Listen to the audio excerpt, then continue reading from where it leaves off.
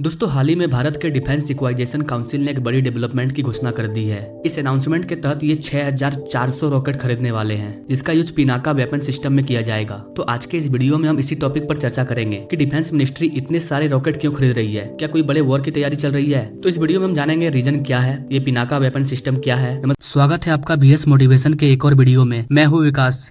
दरअसल गाइस ये जो 6400 रॉकेट खरीदने का प्लान है, ये भारत के डिफेंस इक्वाइजेशन काउंसिल में मेगा प्रोजेक्ट का हिस्सा है। अभी कुछ समय पहले ही भारत के रक्षा मंत्री राजनाथ सिंह की उपस्थिति में 2.23 लाख करोड़ की प्रोजेक्ट को अप्रूव किया गया है। इस प्रोजेक्ट को अप्रूव करते हुए भारत की डिफेंस मिनिस्ट्री की ओर से कहा गया कि यह डील डिफेंस इंडस्ट्री में आत्मनिर्भरता यानी कि सेल्फ रिलायंस के टारगेट को पूरा करने में मदद करेगा। तो अभी जो रॉकेट लॉन्चर को लेकर के डील हुई है, ये पिनाका के लिए मंगाया जा रहा है। आपको बता देगा इसकी पिनाका एक multi barrel rocket launcher system है। इसे डिफेंस रिसर्च डेवलपमेंट ऑर्गेनाइजेशन के द्वारा बनाया गया था और पहली बार कारगिल वॉर में पिनाका रॉकेट लॉन्चर का इस्तेमाल किया गया था। तब यह बहुत ही सक्सेसफुल साबित हुआ था। इसमें एक ट्रक के पीछे मिसाइल लॉन्चर लगा होता है। यह इतना पावरफुल होता है कि सिर्फ 24 सेकंड में एक के बाद एक 12 रॉकेट को लॉन्च कर सकते हैं। आप एक अंदाजा लगा सकते हैं गाइस कि इसकी फ्रीक्वेंसी कितनी तेज है। पिनाका में बैटरी लगा होता है और यह कोई इलेक्ट्रॉनिक या नॉर्मल बैटरी नहीं, बल्कि मिलिट्री के टर्म में से ग्रुप्स ऑफ गन्स की बैटरी कहा जाता है। हर एक बैटरी में 6 रॉकेट लॉन्चर लगा होता है। एक बैटरी 1 स्क्वायर किलोमीटर के एरिया को अटैक कर सकता है। पिनाका का इस्तेमाल सबसे ज्यादा एक ऐसे एरिया में किया जाता है जहां पर रेस्ट्रिक्शन लगाया गया है, यानी कि टेररिस्ट अगर किसी एरिया में मूवमेंट कर रहे हैं और वार्निंग देने के बाद भी कोई रिस्पांस नहीं मिल रहा है, तो पिनाका का इस्तेमाल किया जा सकता है।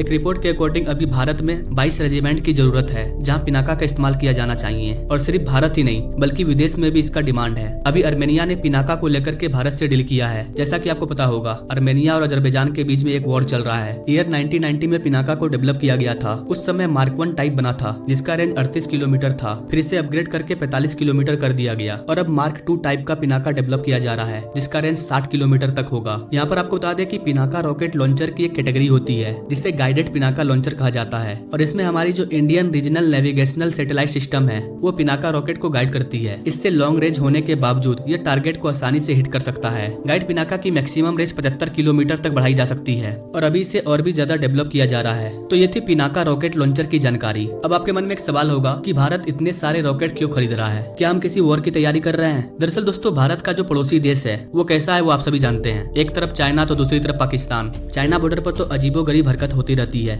लेकिन अब वो इंडो पैसिफिक रीजन में भी भारत की कमजोर स्थिति का फायदा उठाना चाहता है। ऐसे में भारत जितना अपने मिलिट्री पावर को मजबूत करेगा, चाइना जैसे देशों के लिए भारत पर हमला करना उतना ही मुश्किल हो जाएगा। खैर अगर चीन को साइड भी कर दे तो भी हमारे पास जम्मू कश्मीर जैसे राज्य मौजूद है जहाँ पर इंडियन आर्मी और आतंकवादियों के बीच में मुठभेड़ होता रहता है। यहाँ भी हमें सिक्योरिटी बढ़ाने की जरूरत है। साल 2019 में जब आर्टिकल 370 हटाया गया तो उसके बाद से हालत धीरे धीरे बेहतर हो गए, लेकिन एक बार फिर से आर्टिकल 370 चर्चे में है। तो वहाँ के जो आतंकवादी है, जो पाकिस्तान है, क्या वो शांत बैठेगा? वो जरूर कुछ न कुछ बड़ा प्लान कर रहे होंगे। ऐसे में भारत को भी अपनी सिक्योरिटी टाइट करने की जरूरत है। अभी देश में नेशनल सिक्योरिटी को लेकर के सवाल किया जा रहा है, क्योंकि अभी अभी आपने देखा कि इतनी सिक्योरिटी होने के बावजूद नए संसद भवन के अंदर टीयर गैस से हमला कर दिया गया और ये चीज हमारे सिक्योरिटी पर बहुत बड़ा सवाल उठाती है, जिसे पूरी दुनिया देख रही है। दुनिया तो ये नहीं बोलेगी कि भारत अपने पार्लियामेंट को सिक्योर नहीं कर पा रहा है, तो वो अपने देश को क्या सिक्योर करेगा? तो इससे वर्ल्ड में एक नेगेटिव मैसेज जाता है जो भारत के कमजोरी को दर्शाता है और ये चीज नहीं होना चाहिए। और इसीलिए हमें अपनी सिक्योरिटी को ज्यादा से ज्यादा टाइट करने की जरूरत है ताकि कोई भी चूक ना हो। तो दोस्तों ये थी भारत की डिफेंस मिनिस्ट्री की पूरी जानकारी। आपको क्या लगता है गाइस, भारत को कैसे अपनी मिलिट्री पावर को बढ़ाना चाहिए? और मिलिट्री पावर तो बढ़ ही जाएगी, बट भारत के अंदर जो हो रहा है उसको लेकर के सरकार को क्या करना चाहिए? जैसे कि हमारा पार्लियामेंट पे अटैक होना, अलग अलग राज्यों में हिंसा होना,